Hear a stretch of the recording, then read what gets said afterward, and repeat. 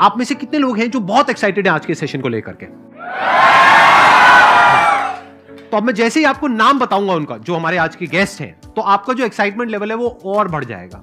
ये बताने से पहले कि गेस्ट कौन है, मैं आपको थोड़ा सा बताता हूं YouTube के बारे में। YouTube में क्या है कि पूरे वर्ल्ड की अगर बात करी जाए तो करोड़ों चैनल्स हैं जो अलग अलग जॉनर्स में हैं, अलग अलग कैटेगरीज में हैं। उसमें से दो बड़ी कैटेगरीज हैं, मोटिवेशन और एजुकेशन।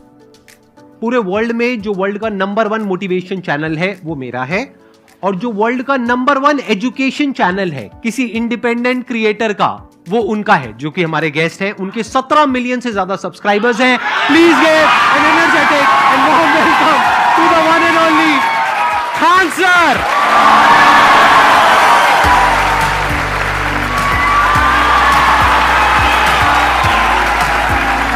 क्या हाल चाल जी, कैसे हैं आप?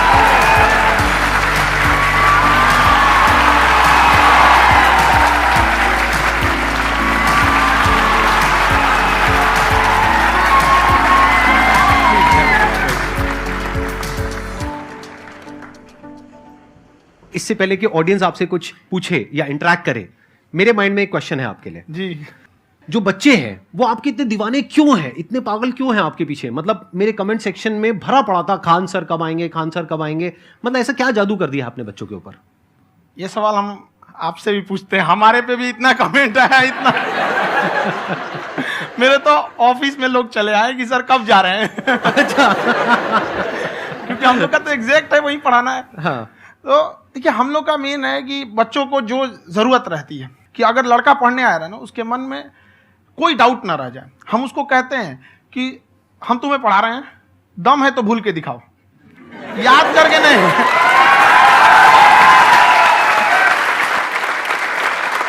प्लस आप जिस प्राइस पॉइंट पे पढ़ा रहे हैं, आई थिंक वो सबसे कम है, वो बहुत ही कम है। सर ये जो फीस का कल्चर है, ये हमारा इंडियन कल्चर नहीं है। हमारा इंडियन कल्चर गुरु दक्षिणा है, उस हिसाब से वो सही है। ऑक्सीजन जैसे जिंदगी के लिए जरूरी है, वैसे एजुकेशन जरूरी है। कोई ये नहीं कह सकता है कि पैसे की वजह से वो खान सर के यहां से लौट गया। क्या बात है।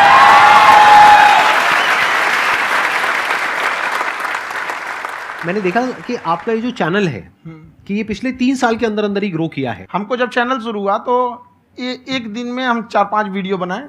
एक हमको कुछ आता, आज भी नहीं आता इतना, तो हम देख के कैमरा उमरा तो हम कंफ्यूज हो गए, बाप रे। तो हम एक ही दिन में वीडियो शूट किया, पढ़ाने वाला टॉपिक था हमको। उसके बाद कभी वीडियो नहीं, 6-7 वीडियो एक ही बार शूट कर लिए। और एक जो थे जिनका कैमरा वगैरह था, मेरे पास कैमरे भी नहीं थे उस टाइम, और कैमरा 35,000 का था। तो 6 महीना इसी में लग गया, जो 35,000 इसी में फंस जाएगा। तो उनके कैमरे से शूट किए, उन्होंने कोई चार्ज लिया। उसके बाद हम छोड़ ही दिए। लॉकडाउन लगा, तब हम कहें आप कैसे पढ़ाएंगे? वो तो 1 दिन 2 दिन करते करते अचानक लंबा हो गया। तब हमको याद आया कि ओहो, मेरा एक चैनल भी है वहाँ पे। तो उस समय उस पर लगभग 30,000 सब्सक्राइबर हो चुके थे। तो जैसे लॉकडाउन लगा तो उस पर पढ़ाना चालू किया, और पता नहीं क्या लोगों को पढ़ाई में इतना इंटरेस्ट आ गया कि आपका स्टाइल ऐसा है थोड़ा सा। आप आई थिंक पढ़ाई के साथ साथ में जो बीच बीच में आप थोड़ा बहुत छोड़ते रहते हैं ना, मतलब जो एंटरटेनमेंट चलता रहता है। ये बात हम देखिए, जब हम गुलाम थे ना, तो अंग्रेजों ने एक चाल चला था कि भारत को हम फिजिकली गुलाम रखेंगे 100-200 साल, मेंटली 1000 साल कर देंगे। उन्होंने पढ़ाई का मॉडल चेंज कर दिया। उन्होंने ऐसा डिजाइन किया कि ये टीचर की रिस्पॉन्सिबिलिटी है, वो पढ़ा के चला जाए। टीचर की रिस्पॉन्सिबिलिटी यहाँ खत्म नहीं हो जाती है। पढ़ाना तो कोई भी पढ़ा सकता है, टीचर की इससे बड़ी रिस्पॉन्सिबिलिटी होती है उसे समझाना। वो समझा कि नहीं समझा। अगर लड़का आपके समझाने के बाद डाउट रह गया तो ये आपकी गलती है। लड़का हमसे पूछता है सर इतनी भीड़ है आपके पास, तो कहे सर डाउट कैसे पूछेंगे? हम कह रहे यार तुम्हारा डाउट बचेगा तब ना पूछेगा तुम डाउट यहाँ पे।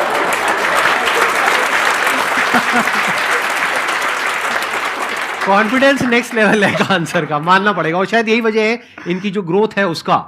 किसी ने शायद सपने में भी नहीं सोचा होगा कि पिछले 2 साल के अंदर अंदर जो आपके चैनल की ग्रोथ हुई है, जैसे आप खुद ही बता रहे हैं कि लॉकडाउन के टाइम पे आपके 30,000 के करीब सब्सक्राइबर्स थे, आज की डेट में 17 मिलियन है। और मेरा एक क्वेश्चन और है, इससे पहले कि ऑडियंस में से आपसे कोई क्वेश्चन पूछे, कि कई बार आप ऐसे भी टॉपिक्स टच करते हैं जो थोड़े से कंट्रोवर्शियल हैं या थोड़े से सेंसिटिव हैं, जिसके ऊपर बात करने की हिम्मत आई थिंक बहुत ही कम लोगों में है। तो आपको कभी ये नहीं लगता है कि कहीं ज्यादा तो नहीं हो रहा है, इसको थोड़ा रोक देते हैं, थोड़ा कम कर देते हैं? क्योंकि कोई लाइन ही नहीं है वैसे तो बोलने को, तो आप कुछ भी बोल दो, कितना भी बोल दो। हुई है कंट्रोवर्सी बहुत बार। एक्चुअली बचपन से हमको फौज में जाना था, और फौज वालों के लिए ये सब मायने नहीं रखता। उसको करना है मतलब करना है, तुम सामने कुछ भी रहो, डजंट मैटर।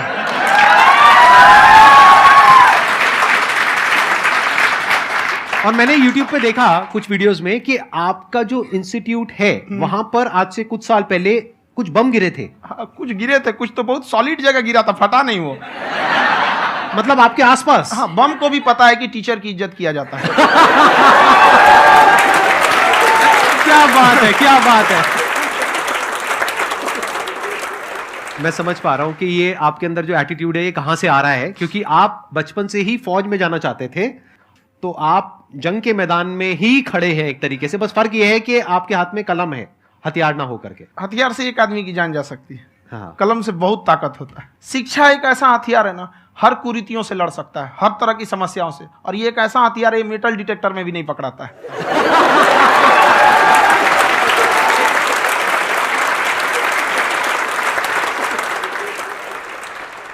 मेरा क्वेश्चन ये है कि अभी प्राइवेट ऑर्गेनाइजेशंस में पीटने का, पनिशमेंट का ये सिस्टम जो है खत्म हो गया है। हम आपके वीडियो में देखे हैं सर कि आप एक बड़ा सा रोल रखे रहते हैं, पुलिस वाला लाठी है वो, पुलिस वाला लाठी है, और स्टेज पे बुला के बच्चों को उसी से धुनाई शुरू कर देते हैं मस्त एकदम से, है ना। तो सर मतलब कि बच्चे मतलब कि डरते नहीं है आपसे, और इस तरीके से कैसे कनेक्टेड हैं आपसे, है ना। और एक और क्वेश्चन सर, यूपीएससी का जो आप अपना बैच स्टार्ट करने वाले हैं, ठीक है, उसके बारे में बताइए सर, क्योंकि मुझे मतलब उस चीज को करना है सर, ठीक है।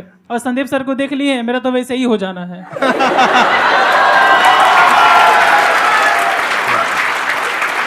क्या हो जाना है? मेरा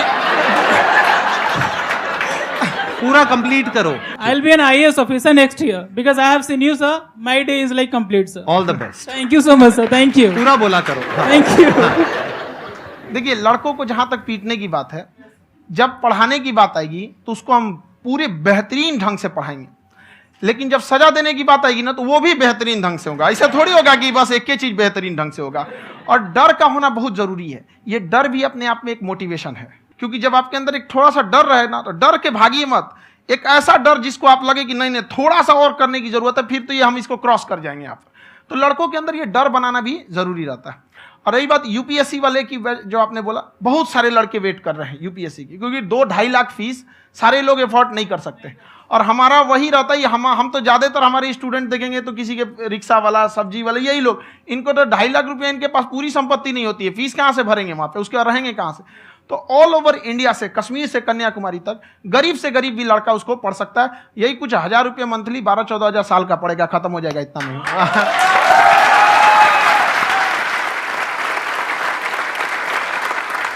ये जो डंडे वाली बात इन्होंने कही, ये सच है? मतलब आप सच में एक डंडा रखते हो? पुलिस का ही है वो। और मारते हो?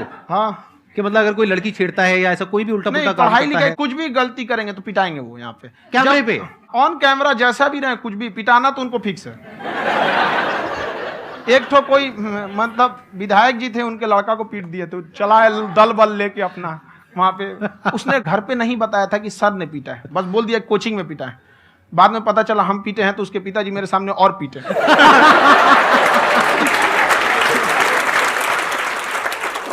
सर आपका सबसे बड़ा डर क्या है, आप दोनों का? फौजी को डरे नहीं लगता है। बाकी अब सर से पूछिए। आज के सेशन से पहले कोई डर नहीं था, लेकिन अब मुझे इनकी डंडे वाली कहानियां सुन करके डर लग रहा है कि कहीं मैंने गलती से कुछ बोल दिया और इन्होंने कहीं पीछे कुछ रखा हुआ है, और यही आ करके अगर इन्होंने मेरी पिटाई कर दी तो बहुत बुरा हो जाएगा। तो इसलिए हमको थोड़ा डर लग रहा है।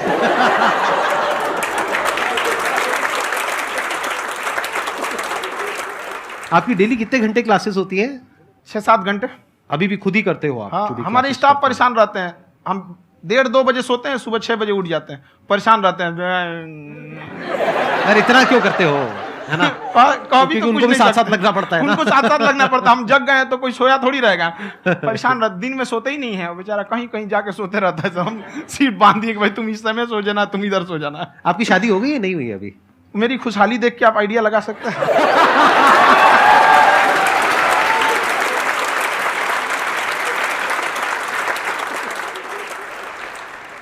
First of all I would like to say sir thank you so much to you and to your team कि आपने मुझे यहाँ आने का मौका दिया। एंड सर अब तक मैंने आपको सिर्फ फ़ोन या लैपटॉप में ही देखा है दोनों को, आज फर्स्ट टाइम लाइव देख रही हूँ तो बहुत अच्छा लग रहा है। तो मेरा क्वेश्चन ये है सर आपसे जब हम लाइफ में कोई डिसीज़न लेते हैं कि हमें ये पर्टिकुलर चीज़ करनी है, और क्योंकि हम डिसीज़न लेते हैं तो हमारी आदत है कि पहले हम 4 लोगों से पूछते हैं कि तू बता तेरी क्या राय है, तू बता तेरी क्या राय है। तो उनमें से अगर कोई हमें कह देता है कि ये बेकार डिसीज़न है मत कर, तो हमारा माइंड कहीं ना कहीं डाइवर्ट होने लगता है और उसकी वजह से हम अपना डिसीज़न चेंज कर देते हैं। तो मेरा क्वेश्चन ये है कि कैसे हम अपने डिसीज़न पे स्टिक रहे, कैसे हम जो दूसरे के ओपिनियन है उनको अफेक्ट ना होने दें अपने ऊपर।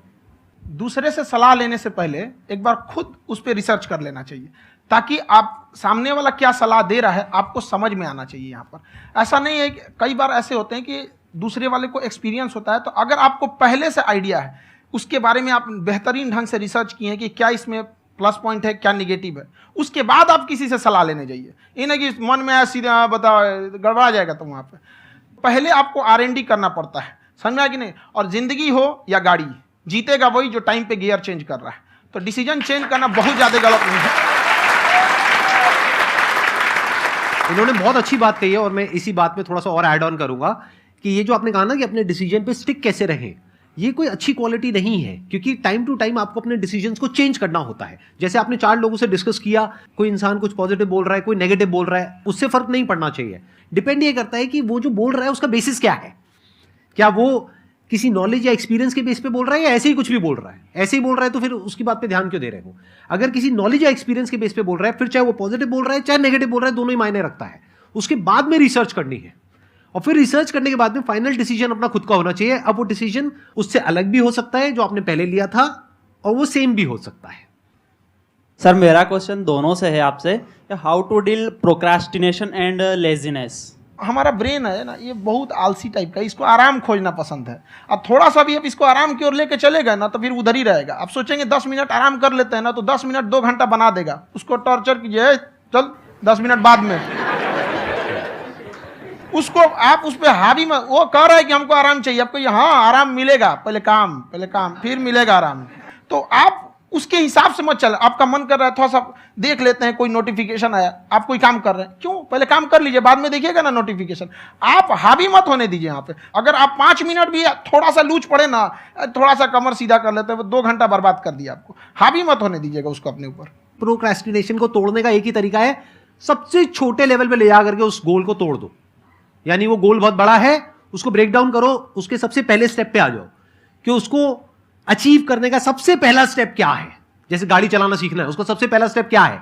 अगर घर में कोई नहीं है सिखाने वाला या सिखाने वाली, तो बाहर जा करके जो गाड़ी का ड्राइविंग स्कूल है उधर जा करके पैसे दे दो। अब फंस गए ना तो फंसा दो अपने आप को।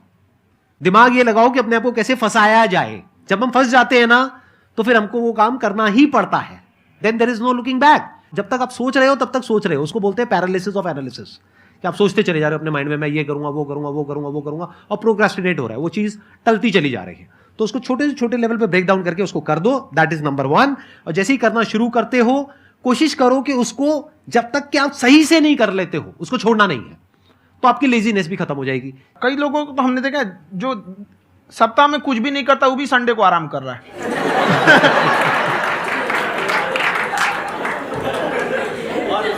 वैसे कहा भी जाता है कि अगर कोई काम आपको करवाना है ना तो ऐसे किसी इंसान को दो जो बिजी है। हाँ। ऐसे आदमी को मत दो जो खाली है। ये परफेक्ट एग्जाम।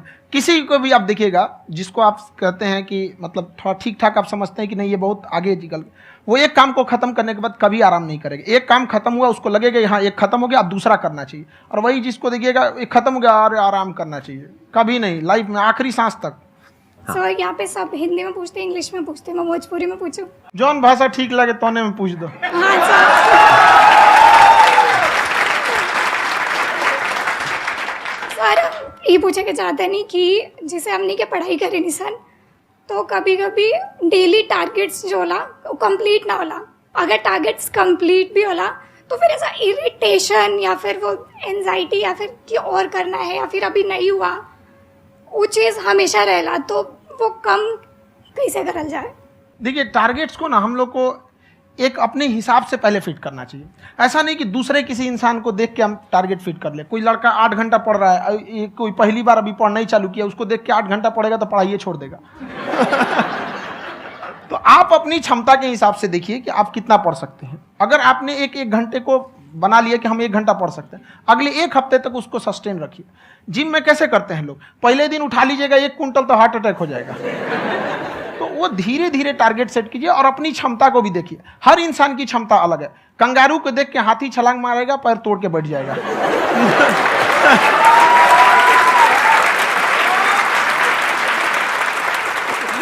अब संदीप सर का मोटिवेशन देख के इसका मतलब क्या कि ट्रेन के आगे खड़ा हो जाएंगे, ढकेल देंगे तुमको। हालांकि ऐसा कर देते हैं, लेकिन ऐसा करिएगा लोग नहीं, क्षमता पता होना चाहिए। आपके अंदर एंजाइटी हो रही है कि मैंने कर तो लिया है, आप ये नहीं कह रहे कि मैंने कुछ भी नहीं किया है फिर मेरे को एंजाइटी हो रही है, आप ये कह रहे हो मैंने काफी कुछ कर लिया है फिर भी एंजाइटी हो रही है कि कहीं कुछ छूट तो नहीं गया है। तो बेसिकली आपको ये देखना है कि अगर आपके अंदर ये एंजाइटी हो रही है, that means you are a very good student, आप एक अच्छे स्टूडेंट हो। क्यों? क्योंकि बहुत सारे स्टूडेंट्स तो ऐसे हैं उनको पढ़ने के नाम से एंजाइटी होती है। तो आपको एंजाइटी हो रही है कि मैंने पढ़ लिया, दिन में मानो 8 घंटे का आपने टारगेट सेट किया और 6 घंटे पढ़ लिया, या मान लो 8 घंटे भी पढ़ लिया, फिर भी एंजाइटी हो रही है कि मैंने 10 घंटे नहीं पढ़ा। तो ये तो अच्छी क्वालिटी है ना, ये तो एक ब्रिलियंट स्टूडेंट की क्वालिटी है, क्योंकि एंजाइटी उसी को होती है जो केयर करता है, जिसको परवाह है, उसी की तो एंजाइटी होती है। जैसे माँ को अपने बच्चे की, जैसे एक माँ को अपने बच्चे को लेकर के एंजाइटी होती है। हंस लो मजाक उड़ा लो मेरा। कोई बात नहीं, एडिट कर देंगे इसको हम। हाँ।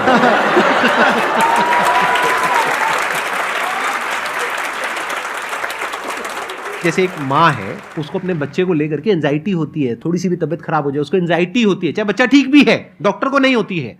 क्यों? क्योंकि माँ को उस बच्चे से प्यार है। तो दैट मीन्स कि आप अपनी पढ़ाई को लेकर के सीरियस हो, इस वजह से आपके अंदर एंजाइटी हो रही है, विच इज नॉर्मल।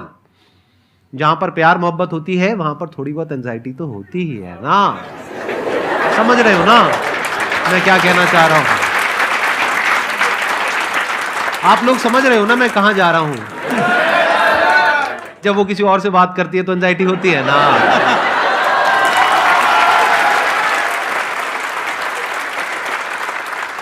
सर आपकी स्टोरी हमने सुनी थी, तो एक टाइम आया था जब आप गंगा किनारे जाके बैठ गए थे, उस समय आपको कुछ समझ नहीं आ रहा था। तो उस समय मतलब आपने ये डिसीजन कैसे लिया कि अब आगे नहीं, यहाँ से वापस जाना है? रास्ता ही नहीं था। घर जाने के लिए एटलीस्ट 90 रुपए चाहिए थे, जेब में 40 रुपए थे, कैसे घर जाते हैं?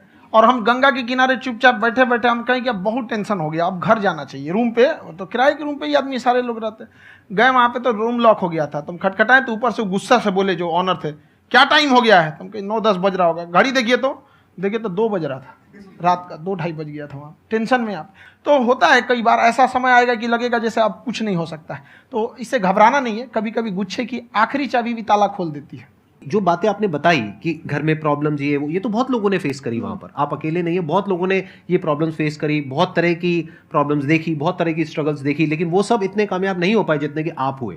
तो आपके अंदर ऐसा कुछ ना कुछ है जो औरों के अंदर नहीं है। तो वो मैं जानना चाह रहा हूं कि वो ऐसा क्या था जहां से कि आपका दिमाग यहां तक सोच पा रहा है कि मैं पूरे इंडिया में इतने बड़े लेवल का चेंज लेकर के आ सकता हूं, एजुकेशन फील्ड में रेवोल्यूशन लेकर के आ सकता हूं। ये सोचना ही बहुत लोगों के बस का नहीं है। मेरी एक खुद की थिंकिंग, अगर हमको कोई 100 रुपए किसी काम के लिए दिया, हम सबसे यही कहते हैं, तो हम कोशिश करते हैं उसे 200 का रिटर्न दे। अगर कोई हमसे 200 रुपया फीस दे रहा है, 250 दे रहा है, तो हम उसको ये कोशिश करते हैं कि तुम्हें ऐसा लगे कि नहीं भैया हमने 10-20 हज़ार का पढ़ लिया यहाँ पर। वो ईमानदारी से कभी कमी नहीं। और हमेशा अगर हम प्रॉमिस एक्स का करते हैं तो डिलीवर 4x करना चाहते हैं। ध्यान से सुनना और ध्यान से समझना इस फर्क को, अगर आप समझ पाए तो बहुत आगे जाओगे लाइफ में। एक वो होते हैं जो ये सोचते हैं कि हमें सब कुछ मिल जाए, हमें कुछ भी करना ना पड़े। दूसरी कैटेगरी होती है लोगों की जिनको जितना मिलता है उसमें भी चोरी चकारी करते हैं या कोशिश करते हैं कि उससे कम दे सामने वाले को जितना कि हमें मिल रहा है। तीसरी कैटेगरी होती है लोगों की, जो इनके जैसे लोग होते हैं, वो क्या करते हैं, वो ये सोचते हैं कि अगर मैंने किसी से 1 रुपए भी लिया, देखा जाए तो 200-250 रुपए कुछ भी नहीं होता है, 200-250 रुपए अगर मैंने लिया तो कैसे उसको 400 रुपए की वैल्यू दूं। ये जो थिंकिंग है ना, यही एक फर्क होता है एक ऐसे इंसान में जो बहुत आगे निकल जाता है और उस इंसान में जो मीडियोकर रह जाता है। आप अपने आप को अपने आप के ऊपर समय दीजिए, उसको डेवलप कीजिए। जब आप अपने आप के ऊपर खर्च करते हैं तो आने वाले समय में लोग गूगल पे आपको सर्च करते हैं। क्या बात है सर, ये आपने अभी बनाया है या ये कोई पुराना आपका वो है? बनते रहता है इसे, फ्लो में बन जाता है। आपके अंदर ना सर एक कवि छुपा हुआ है कहीं ना कहीं जो बाहर आना चाहता है। कभी ना कभी आपने सोचा होगा कुछ।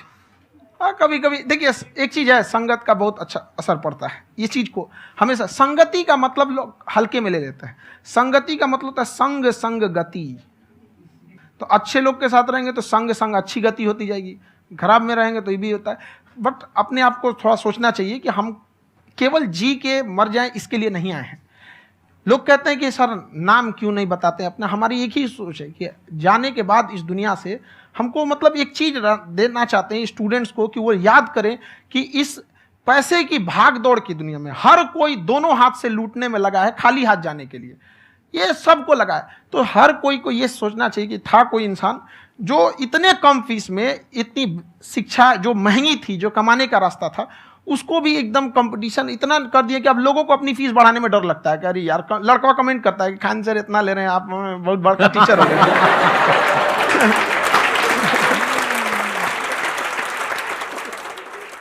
खान सर की एक क्लिप है, ये समय और समझदारी में बहुत फ़र्क होता है। अगर समय रहते समझदारी आ गई तो इंसान कामयाब हो गया, लेकिन अगर समय चला गया फिर समझदारी आई फिर तो बेकार है। तो सर मतलब कुछ आपको ऐसी चीज़ लाना चाहिए जो मतलब बच्चों जो तैयार हो रहे हैं उनको ये चीज़ें मतलब एंड टाइम पर दिखे। समझ रहे आप मेरी बात? नहीं समझ?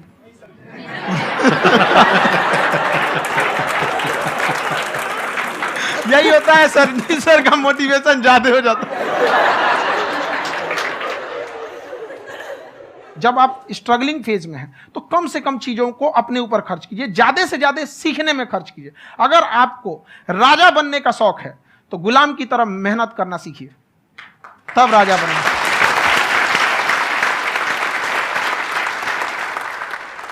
ये दुख, ये दर्द, ये सब तेरे अंदर है। तू अपने बनाए इस पिजड़े से बाहर निकल के देख, तू अपने आप में एक सिकंदर है।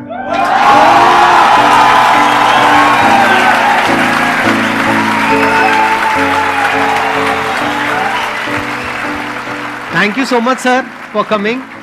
बहुत मजा आया मेरे को आपके साथ में इंटरेक्ट करके। आई एम श्योर आप लोगों को भी बहुत मजा आया होगा।